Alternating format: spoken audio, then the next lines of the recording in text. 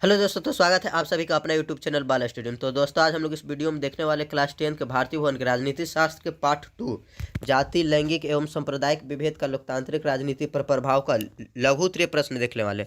दोस्तों, इसका अति लघु उत्तरीय प्रश्न बना के इस चैनल पर डाला हुआ, आप लोग को लिंक डिस्क्रिप्शन में मिल जाएगा, वहाँ से जाकर आप लोग डायरेक्टली पेज ओपन करके देख सकते हैं। तो चलते हैं, देखते हैं इस वीडियो में सबसे पहला लघु उत्तरीय प्रश्न क्या है कि लैंगिक विभेद से आप क्या समझते हैं। तो देखिए, इसका उत्तर हो जाएगा कि लिंग के आधार पर होने वाले विभेद को लैंगिक विभेद कहते हैं। लिंग के आधार पर समाज दो वर्गों में बांटा रहता है, महिला एवं पुरुष। इनमें समानता सर्वत्र व्याप्त है। जैविक दृष्टिकोण से तो दोनों में असमानता स्वाभाविक है, परंतु दोनों के बीच सामाजिक विभेद भी बने रहते हैं। तो देखिए, लैंगिक विभेद किसे कहते हैं, तो वही जो लिंग के आधार पर जो हम लोग भेदभाव करते हैं उसी को हम लोग लैंगिक विभेद कहते हैं। देखिए, लिंग के आधार पर समाज दो वर्गों में बटा है। कितना वर्ग में बटा हुआ? दो। तो देखिए, पहला वर्ग है महिला, दूसरा क्या चाहिए? पुरुष। देखिए, इनमें असमानता सर्वत्र व्याप्त है, यानी लिंग के आधार पर हम लोग असमानता क्या करें, हमेशा बने ले रहते हैं। ठीक। और जैविक दृष्टिकोण से तो दोनों में असमानता स्वाभाविक है। देखिए, जैविक दृष्टिकोण से कहने का मतलब कि बायोलॉजिकल रीजन से देखा जाए तो दोनों में तो असमानता होवे करेगा। देखिएगा, अथी जो बायोलॉजिकल रीजन से देखिए, जो महिला होती है वो अलग होती है, पुरुष होती है जो अलग होती है। परंतु देखिए, हम लोग समाज में भी इसको देखिए, सामाजिक विभेद में भी इसको हम लोग बने ले रहते हैं। ठीक। तो इसी को देखिए लैंगिक विभेद कहते हैं, यानी लिंग के आधार पर जो भेदभाव करते हैं उसी को हम लोग क्या कहते हैं? लैंगिक विभेद। तो ये आपका पहला नंबर क्वेश्चन का उत्तर। दूसरा नंबर क्वेश्चन देखिए क्या चीज बोल रहा है कि समाज में नारी की दयनीय स्थिति के लिए उत्तरदायी कारणों का वर्णन करें। तो देखिए, इसका उत्तर हो जाएगा, प्राचीन काल में समाज में नारियों को गौरवपूर्ण स्थान था। देखिए, प्राचीन काल में जो समाज में जो नारी का स्थिति था, एकदम गौरवपूर्ण स्थान दिया जाता था। उन्हें गृह लक्ष्मी के नाम से सुशोभित किया जाता था। उन्हें देखिए, गृह लक्ष्मी के नाम से सुशोभित किया जाता था। परंतु धीरे धीरे नारियों की स्थिति समाज में दयनीय होती गई, जिसके निम्नलिखित कारण। तो देखिए, निम्नलिखित कारण में देखिए, सबसे पहला कारण क्या चाहिए कि महिलाओं के साथ भेदभावपूर्ण व्यवहार, यानी देखिए, सबसे पहले महिलाओं के साथ जो हम लोग भेदभाव करने लगे, तो ये इसका एक कारण है। दूसरा कारण देखिए क्या चाहिए कि श्रम का लैंगिक विभाजन, यानी देखिए, लिंग के आधार पर हम लोग जो काम को बंटवारा कर दिए। जैसे देखिए, बताया था ना कि पुरुष से जो काज करेगा घर के बाहर काम करेगा और स्त्री जो घर के अंदर काम करेगा। तो ये देखिए, श्रम का लैंगिक विभाजन कर दिए, महिला के साथ भेदभाव कर दिए।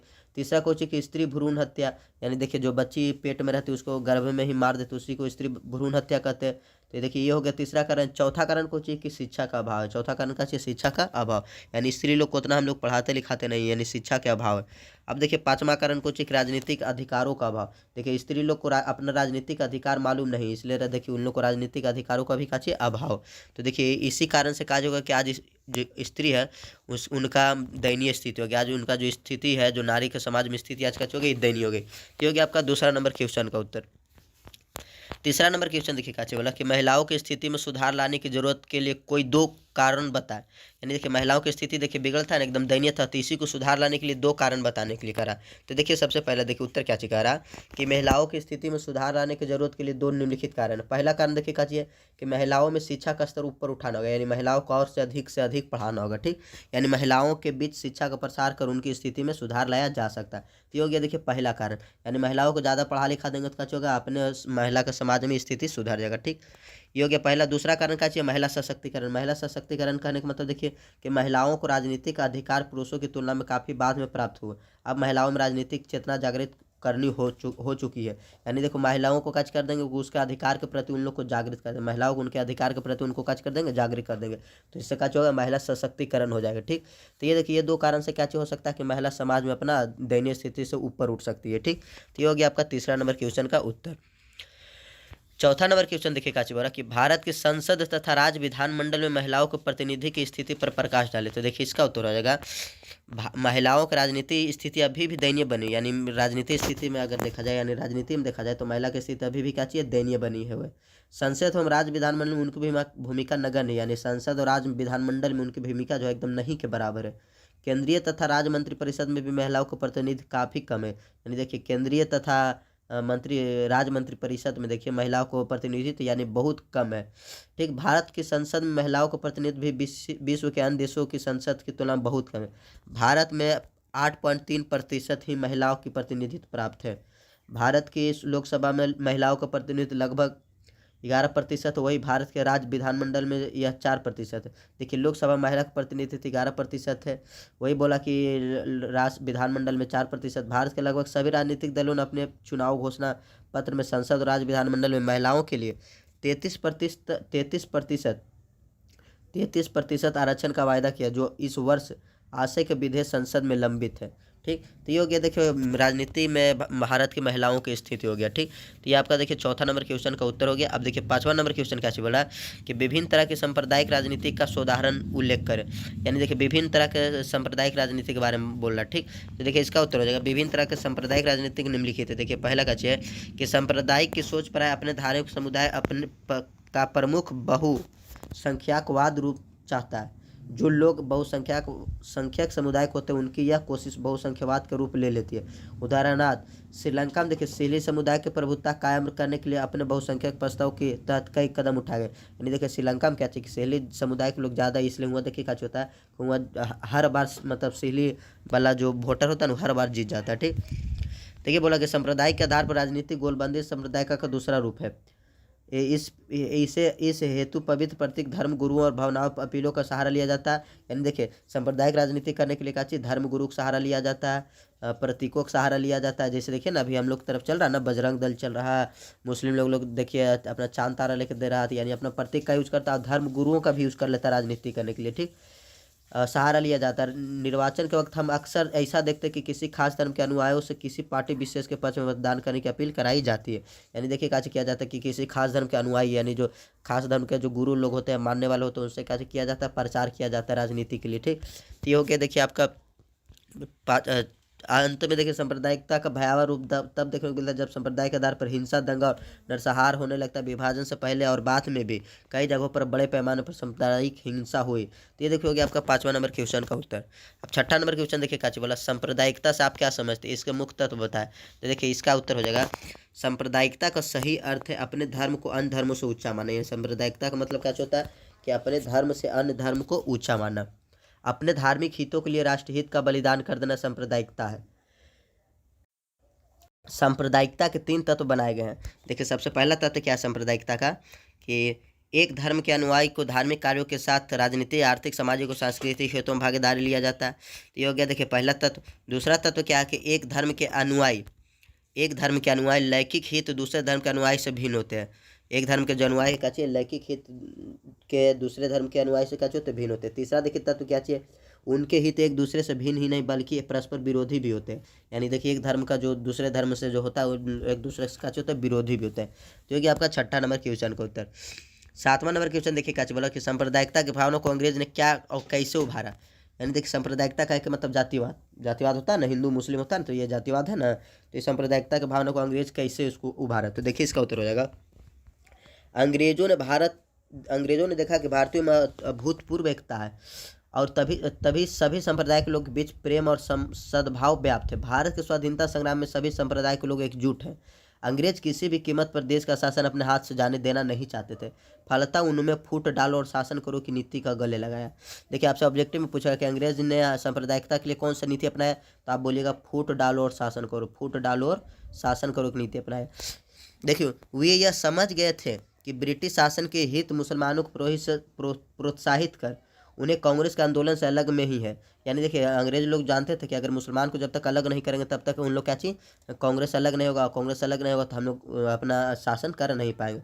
अतः अंग्रेजों ने मुसलमानों को समर्थन करते हुए अंग्रेज लोग जो था मुसलमान को समर्थन करते हुए 1906 में क्या किया कि मुस्लिम लीग तथा 1909 में मौले मिंटो सुधार में मुस्लिम के लिए अलग से निर्वाचन का स्थान का बात कर दी और सांप्रदायिकता का बात उभारा, जिससे कांग्रेस के आंदोलन में बाधा उपस्थित होने लगा। तो ये देखिए मतलब अंग्रेज जो था फूट डालो शासन करो की नीति से अपना कर क्या किया कि मुस्लिम लोग को हिंदू लोग से अलग कर दिया और अलग करने के बाद 2-3 को पार्टी बना दिया, मुस्लिम लोग बना दिया, मौले मिंटो सुधार बना दिया। इससे क्या हुआ कि उन लोग को अलग से इलेक्शन लड़वाया गया। ठीक, तो इससे देखिए क्या होगा कि सांप्रदायिकता से क्या होगा कि राजनीति में अंग्रेज लोग भी इसका फायदा उठा लिया। तो ये हो गया आपका देखिए छठा नंबर क्वेश्चन। सातवां नंबर क्वेश्चन को तरफ आठवां नंबर क्वेश्चन देखिए क्या बोला कि धार्मिक संप्रदायवाद भारतीय लोकतंत्र के लिए किस प्रकार खतरनाक है। तो देखिए इसका उत्तर हो जाएगा भारत एक धर्मनिरपेक्ष देश है। भारत एक धर्मनिरपेक्ष देश है, राज्य का कोई अपना धर्म नहीं। इस बात से तनिक भी संदेह नहीं कि संप्रदायवाद की भावना धर्मनिरपेक्षता के मार्ग में तथा भारतीय लोकतंत्र के लिए खतरनाक है। भारत जैसे लोकतांत्रिक देश में सभी को अपना अपना धर्म मानने की आज़ादी दी गई।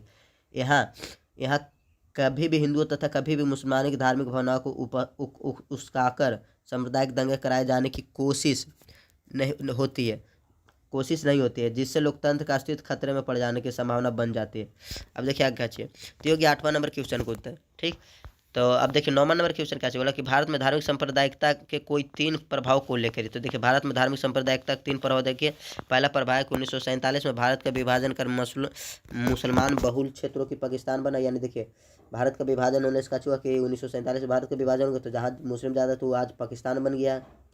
दूसरा देखिए कि अहिंसा के पुजारी महात्मा गांधी को भी इसी उन्माद का शिकार होना पड़ा।